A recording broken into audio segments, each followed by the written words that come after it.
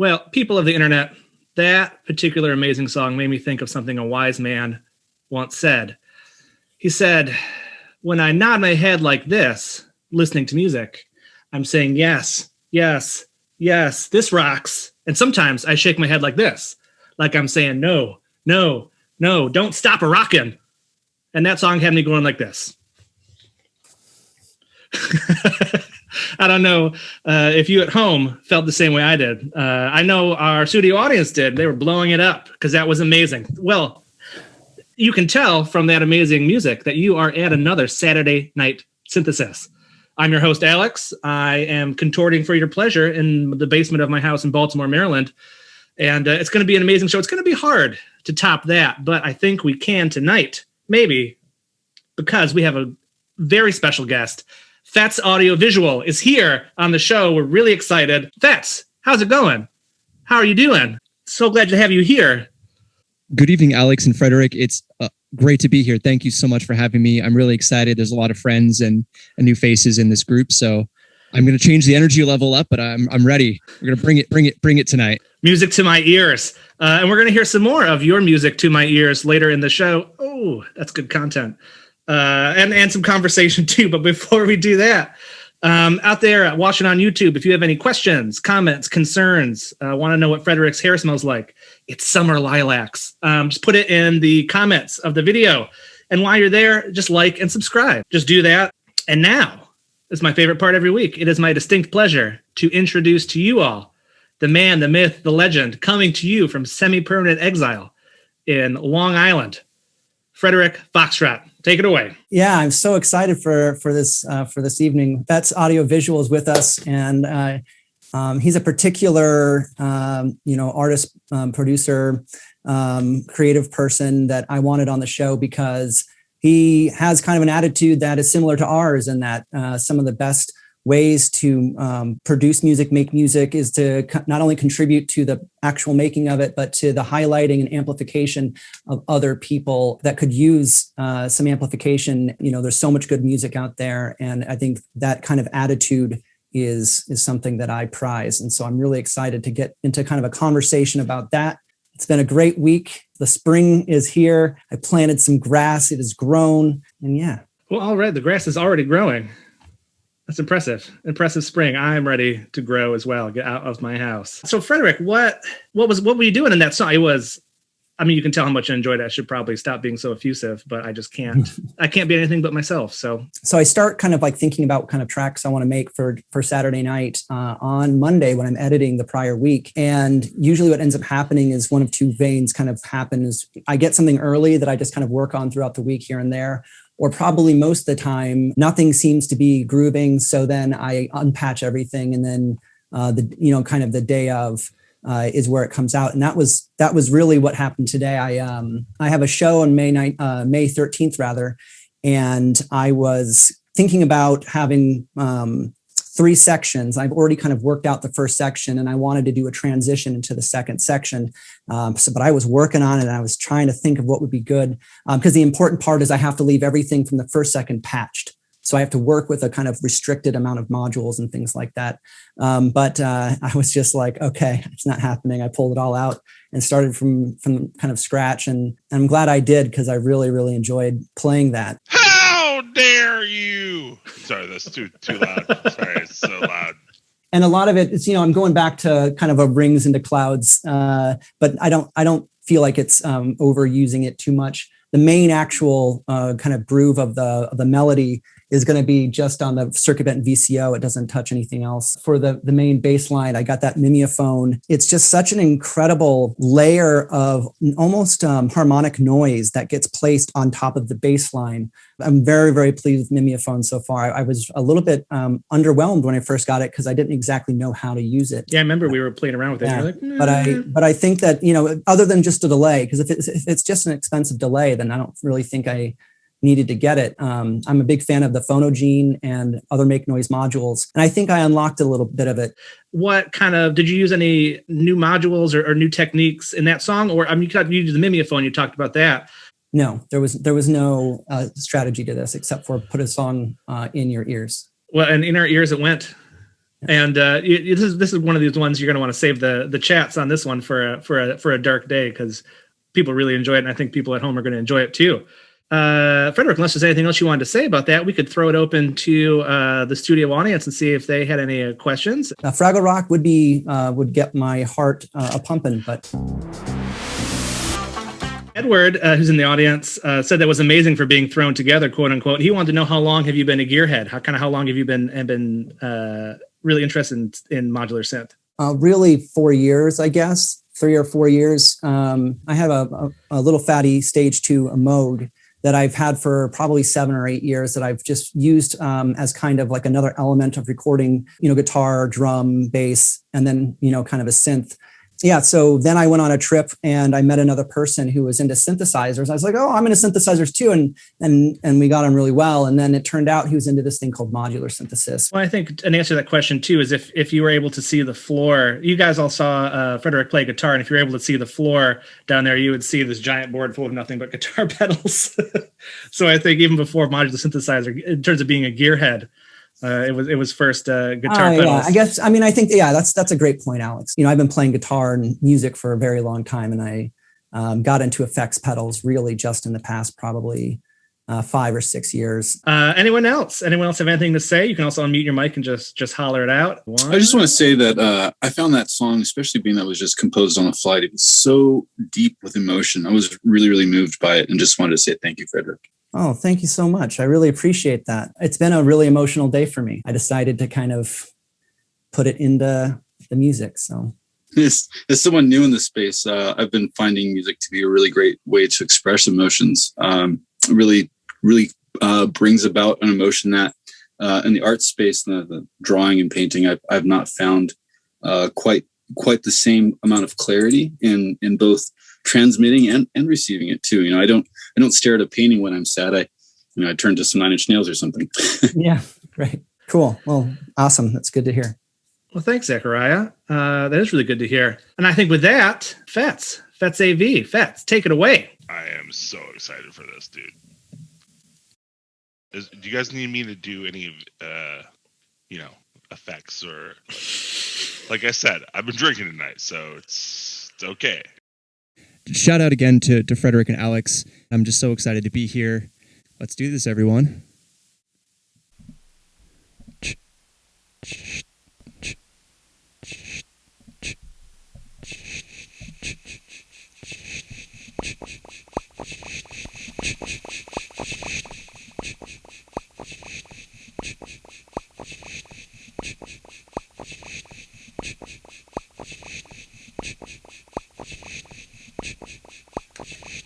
Welcome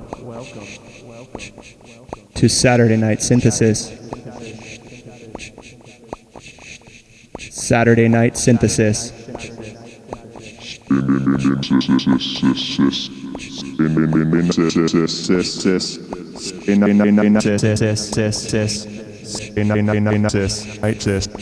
Saturday Night Synthesis. Saturday Night Synthesis. Saturday Night Synthesis. Saturday Night Synthesis. Saturday Night Synthesis. Saturday Night Synthesis. Saturday Night Synthesis. Saturday Night Saturday Night Synthesis. Saturday Night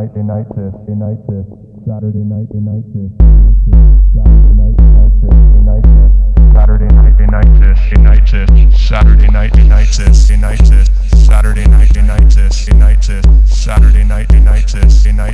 Saturday Night Synthesis. Saturday Night Synthesis. Saturday Night Synthesis. Saturday Night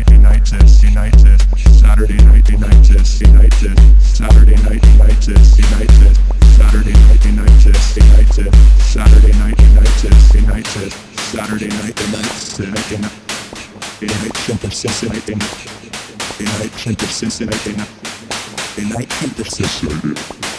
Saturday Night Synthesis. Saturday Night Synthesis.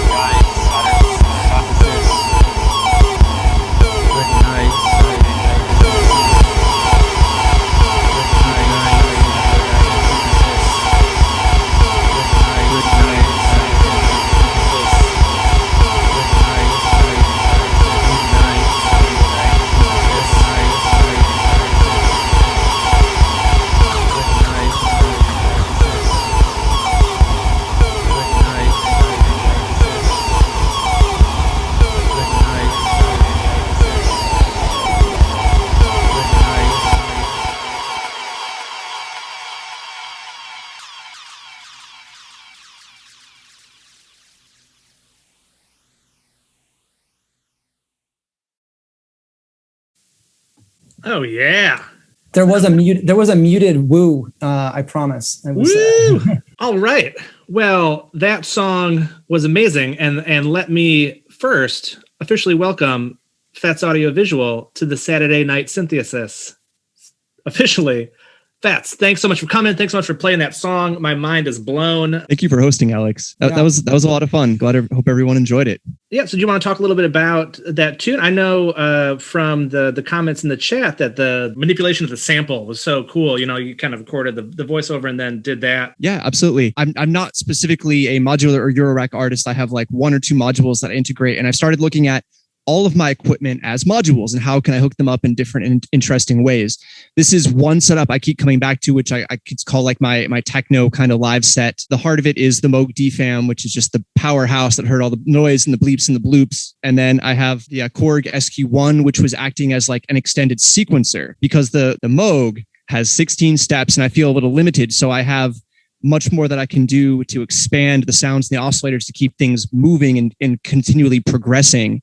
And then I have the secret weapon of this arsenal, of this setup, is the Roland Ira Scooper, which is a scatter looper. So it can record anything coming in. It can be clocked to your setup brain to stay in time.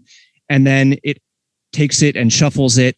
And you just turn the knobs and see what happens. It works great on voice. It works great on drums. I only have one sound source, but I can make it seem like I have so many more layers going on at the same time using the extended sequencer of the SQ1.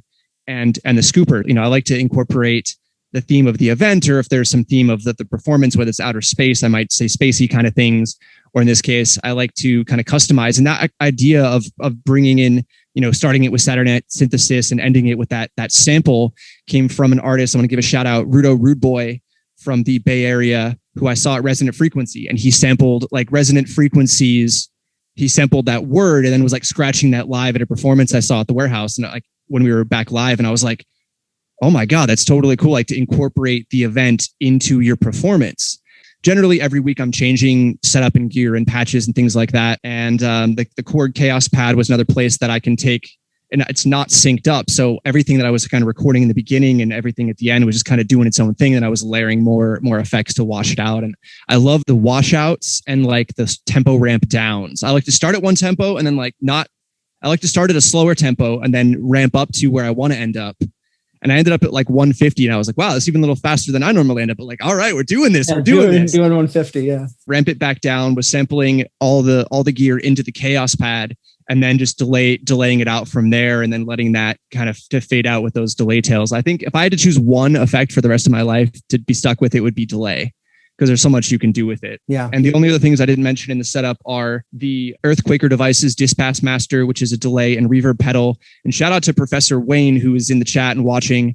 Makes really awesome live house techno music, and he actually lent me this pedal at Resonant Frequencies in the Bay Area right before the pandemic. We would collaborate. I'll play drums, he'll play melodic stuff in live sets. We played together twice before the pandemic, and he was like, "Hey, you should hang out with this pedal and play with it." And now I use it in almost like every one of my sets. So shout out to Professor Wayne, the Dispatch Master, and then. Another thing I've been playing with more recently, I hadn't touched for a while, is the Boss PH3 phase shifter. And I learned that when a guitar pedal has an expression control meant for like, you know, a foot pedal or something, you can trigger that from modular gear with sine waves or oscillators and stuff. So I have the oscillator 2 output of my DFAM into the expression control. And as I'm turning knobs, it's changing how the pedal is phasing, and that in the chain that's after the scooper. So I have the scooper scattering things, and then I'll put phase for another level of like differentiation, another layer on that. I didn't know that about pedals. Yeah, I'm stealing that. I'm going to steal that idea. Please do. I'm all about sharing the information and the knowledge to empower people. So play with that. It's for sure. Well, we got one quick question from Harris, who's watching. He wanted to know, do you like the Chaos Pad? He always thought that was a really cool thing to play with. The Chaos Pad 3 is one of my all-time favorite pieces of gear, and I highly recommend anyone getting one of them. I use it in most of my sets, and there's so much you can do with it. It would be a perfect piece of gear if it had a perfectly syncable clock. Sometimes it drifts a little bit when you're looping or when it's synced with something else. That's like the only downside. But you could also argue that it gives it, you know, more human feel and more swing to it. Yes, absolutely. Chaos Pad 3. If I had to choose a couple pieces of gear, that would be one that I would use for the rest of my life. And the DFAM as well. That thing is just, incredible. I just sit down and turn knobs and play, and I kind of plays me, and we interact, and it just. I think throughout our discussion, I want to hear about your synth origin story, which we've kind of already discussed a little bit. I want to turn Edward's question back on you about how long you've been into gear, because I've obviously having seen your videos and having looked at you play just now, you clearly have a love of gear. But one of the things I really just want to kind of focus on is what I find so unique and important about you. And that is your interest in getting out the sound, getting out people's voice. And one of the things that you say, which can so often sound cliche and whatnot, but teamwork makes the dream work. You've said it, but the fact of the matter is it's so true, especially when there's so much great music going on right now in this space. And so I want to definitely get not only into your kind of history, but also what I love so much about your work, kind of how you feel about amplifying and speaking to other people's music. Wonderful. I'm inspired based off the prompt you just gave me. Thank you. To tie us together, I'll start with kind of where I'm at now and work a little backwards. Teamwork makes the dream work is kind of a silly cliche thing to say, but I mean it, and it comes with heart. And you talk about the idea of amplifying each other. And if you actually look at my logo, which you saw in the corner of the screen, there it is. So if you take a gander at that, it's a hexagon with a speaker inside of it, and the speaker is sending sound waves out. Now, a longtime friend of mine and collaborator, his name is Hamatron. I think he's in here today. He just designed that logo. And then years later, I had this realization that we are all speakers. We are all putting energy out into the universe, and we're all sending, amplitude and waveforms out. And when we come together, it's just in terms of, simple basic physics, the sounds come together when they're in phase, they amplify each other, and they can put more sound or energy or light out into the universe. So we're all little speakers sending these things out. When we come together, we're more powerful. We can help each other, and we can, the whole is more than the sum of its parts is another one of those kind of, simple cliche sayings. So I've had this idea that I was hanging out with Hamatron and another artist in LA years ago, and we were just making up stories for like where our artist personas came from. And I had a persona at the time called Outlaw Beat, and Hamatron is like, well, I'm like a robot that came together out of spare parts. And other artists was like, oh, I was like climbing out of a pit, wrestling alligators, like with my synthesizer. We all came together and we formed the Sonic Alliance. And that's where it started probably, 7 or 8 years ago now. I've been trying to figure out what to do with this, how to, uplift everyone and support. It's had many different incarnations. And during the pandemic, everything went online and everything went remote. And some people say, well, the pandemic was terrible, but there was so much good that came out of it. It forced people to be creative in different ways, to look at things in different ways, and to solve problems, and to flex our creative brains more than just like, oh, we go out and play a show. It's like now, we have this digital space and we can completely make it our own. I'm surrounded by art that I made. I can't walk around like this in real life. So I figured it was time to do something with it. And the platform was inspired by events that really took me to the next level in the Bay Area. Shout out to Resonant Frequencies and Peaked and Resident, who I kind of fell into those through a friend and met all these like-minded people just playing music. And like, I want to showcase these people and these talented friends. And how can I do that? So I decided to make a show, started on Twitch. Now it's on Twitch and YouTube. It's called Sonic Sundays. It's once a month, so it doesn't overwhelm anyone. It's 1 hour long. I either feature one or two artists, and I'm all about. It's the whole point of the Sonic Alliance, and this resonating and amplifying is the collaboration. An artist does a pre-recorded performance. That way, you don't have to worry about streaming too much technical things, and then they send me their performance, and then I process it through my visual equipment. And, you've heard the music that I make, but I think I have something kind of like special sauce with the video that I make that comes from some equipment, but also just getting creative with what the tools that are available. Back in March, I featured the artist Carnalex and an artist named Hexmode, both modular artists. And Carnalex is from the Earth Modular Society, and he had played at one of the Resonant shows. And he's a New York-based artist that was able to play at a San Francisco-based event. Pre-COVID, that would have never happened. I would have never seen his work, heard him, and yet he was here across the country, and we were able to connect. And I saw that And I was like, this music resonates with me. He's playing bass, he's doing modular stuff. And I asked him, and here we are. And then he took that video. I share the final processed collaboration video with the artist, and then they can share it. So we're also creating content together. It's not just like, oh, I do some audio and I put it up on YouTube or something. And then we're always, cross promoting. That's where the real power comes from. People are like, oh, why don't you go out and like do your own shows and stuff? And I'm like, no, I want to work with other people.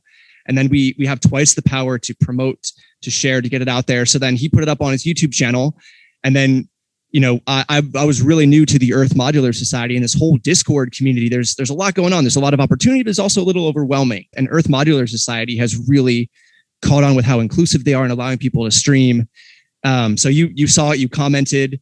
I was following all people on Instagram, and that's where I'm active. And I saw the Saturday Night Synthesis. I emailed Alex to play, and then you saw me, and it all came together. And that's just what it's all about and what's so magical about it. Basically, I saw a video that had some incredible visuals, and last episode we talked about visuals and the kind of link between synthesis and the imperative of good visuals.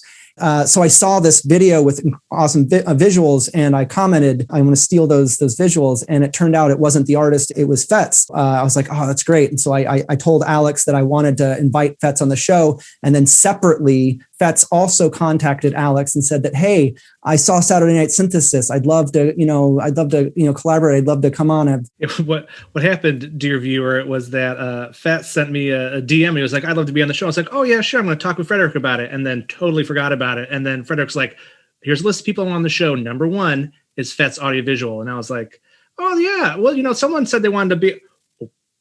And I was like testing. I was like, yeah, it's great. Be on the show. Come on. And then he was like, yeah, I will. I was like, okay, good. I didn't want to be like, no, I'm not going to be on your show. You didn't get back to me. I've been like, that's understandable. And now I'm in trouble. But thankfully, that's not how that's not the quantum universe in which we inhabit. Instead, we're inhabiting one where we're all here talking about music on the internet. Pretty exciting. Like I said, turn Edward's question back onto you and say, when did you start collecting gear, and when did you get what I call the sickness, which is, you mean the love? It is, but it can be. I feel motivated to purchase something, even though I'm not exactly sure. I'm conscious that I'm doing it. So I've been on a musical path my entire life. Big love to my father, Vish, who is in here, always supporting different interests and passions and things, giving me opportunity.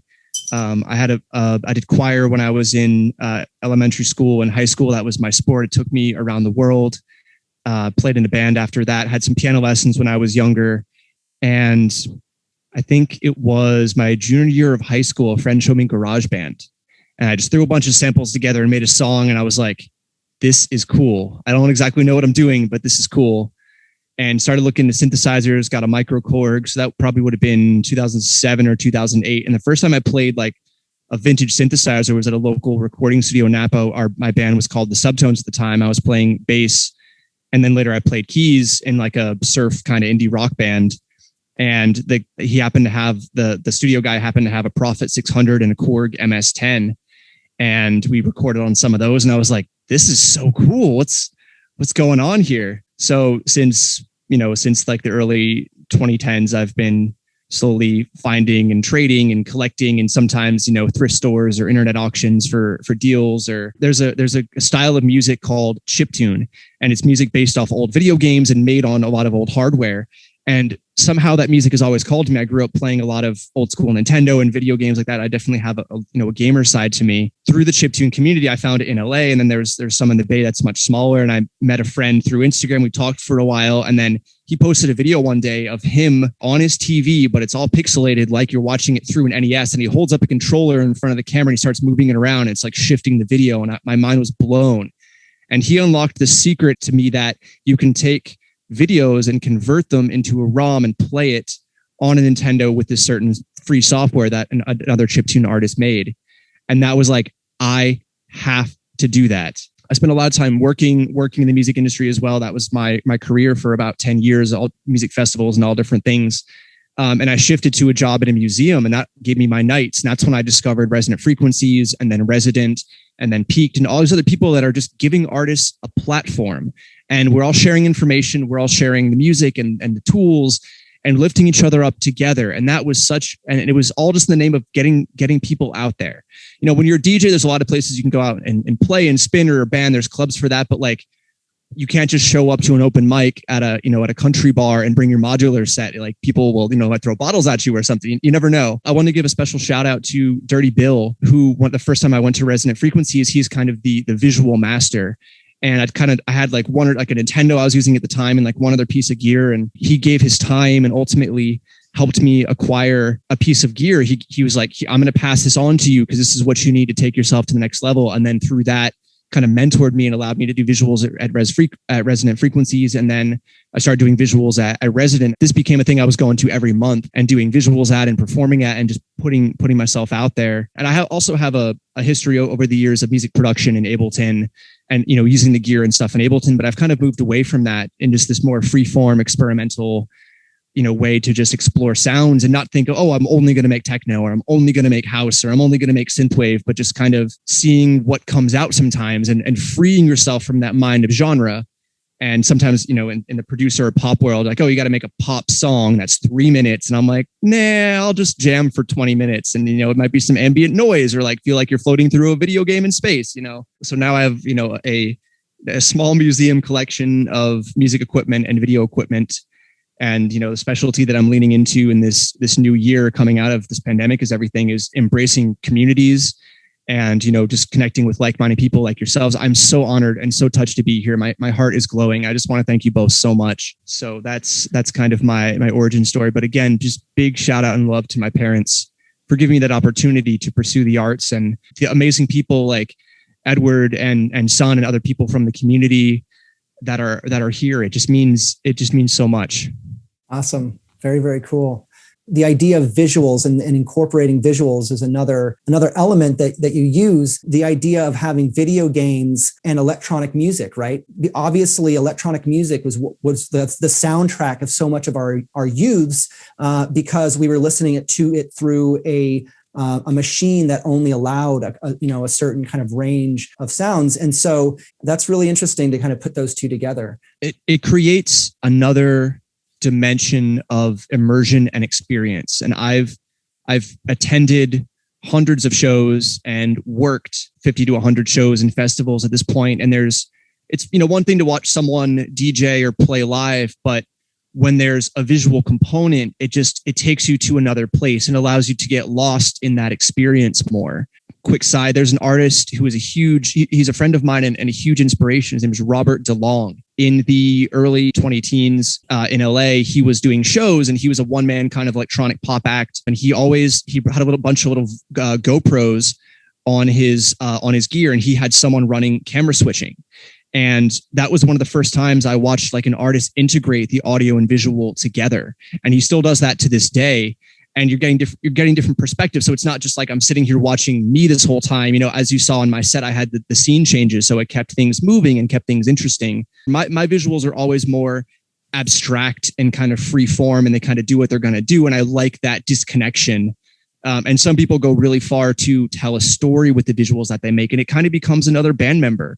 And you're telling a story, you're interacting with. And when I go out into the world and do live visuals, pre-pandemic and in the future, I use a live video camera so that you can see the artist and then you're looking at the visuals. And then when the artist does a movement, the visuals are moving along with it and you're adding other effects and things to embellish it. But that, I think it just adds much more of an experience. I found the audio community through Resonant Frequencies that allowed me to define this visual niche and really put my voice there. And no matter what I'm doing, whether it's techno or ambient, the video game somehow always comes through. I mean, you can, of course, there's square waves and the DFAM has square waves and a lot of synths I use have square waves, but something about that sound is incorporated into my DNA. The visuals that you saw tonight were very layered, but there was an original Nintendo that was used in those visuals.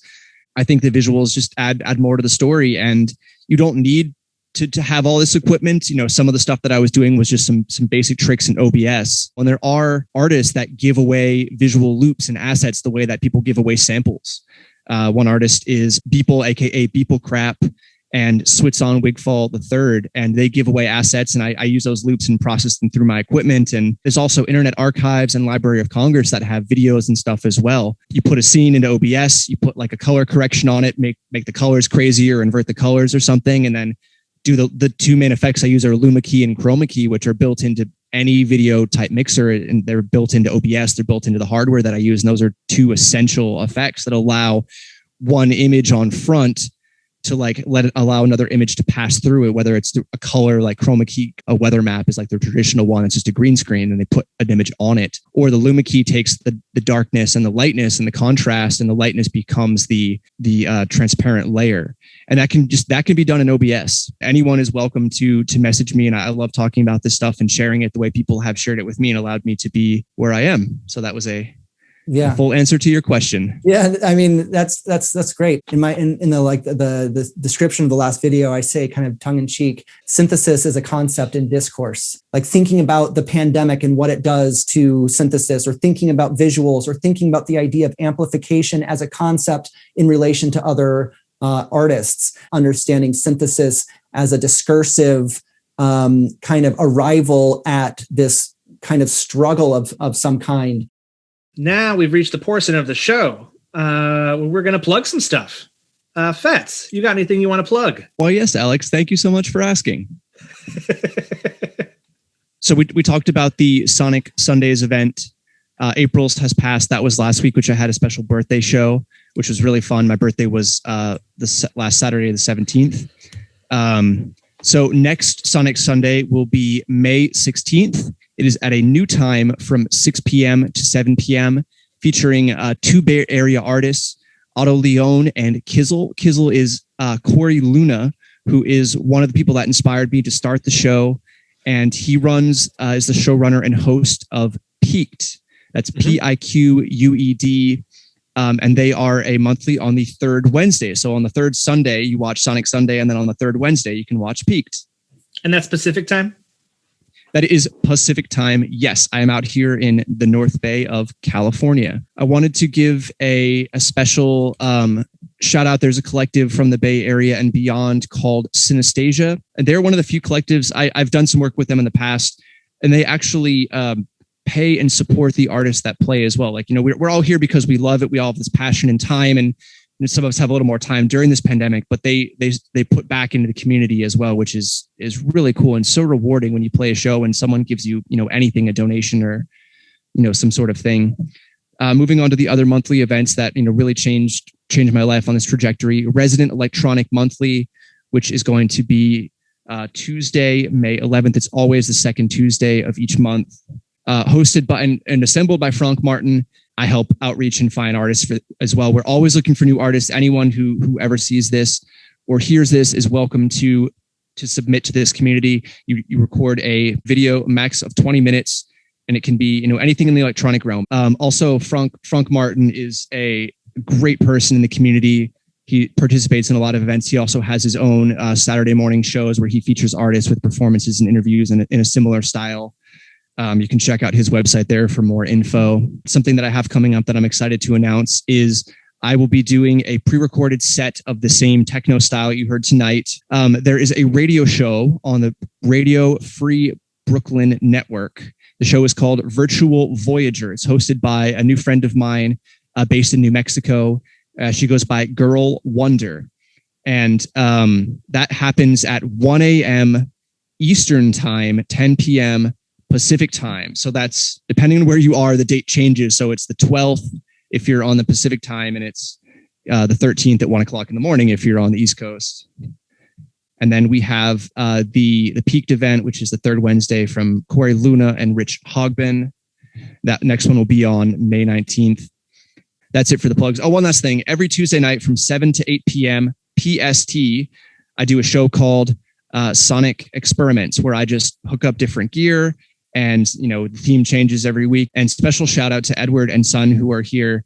They are almost every time I'm streaming, they are both there, and they both mean so much to me, that love and support. Like, I can't imagine, people have like everyone knows The Weeknd, and thousands of people like The Weeknd. Like, I'm so touched just to have two people that always want to listen to what I'm doing, and just to have that small community of friends and beyond.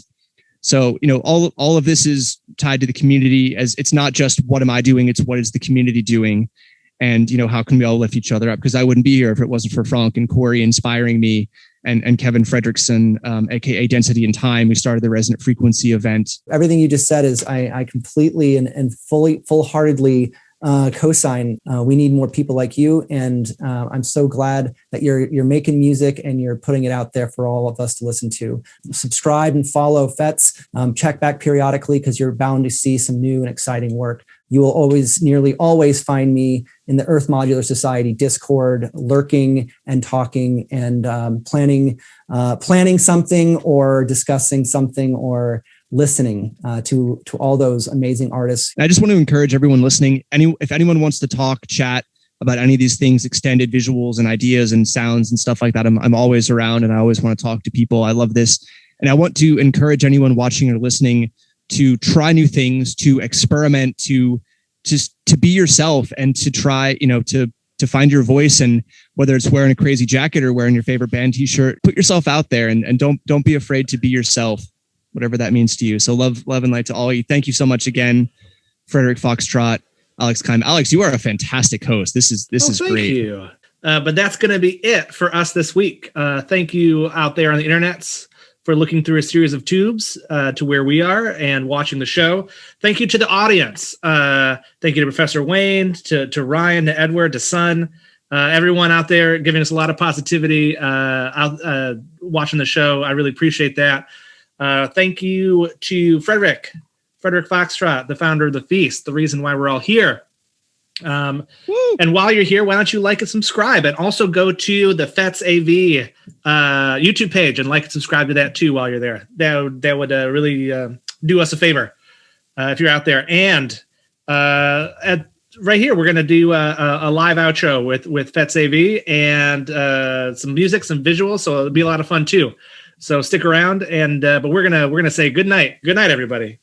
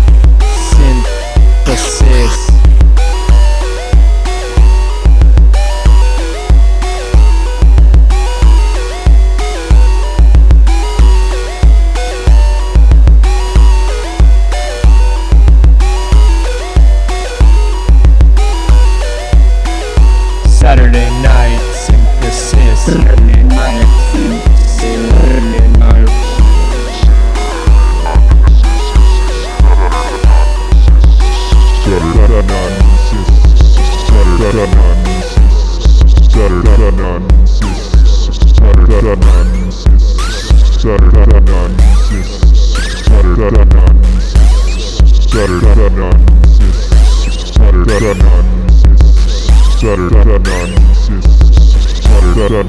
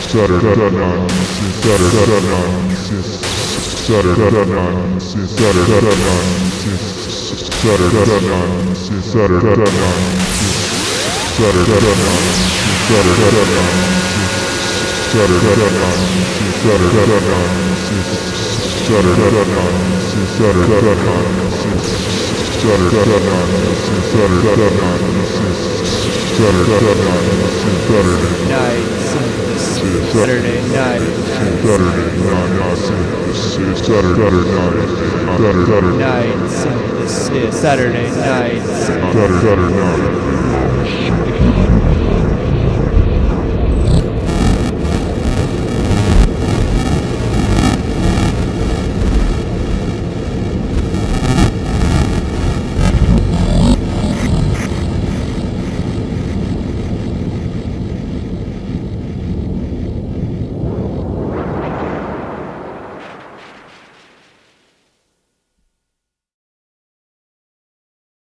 Fuck it, we'll do it live.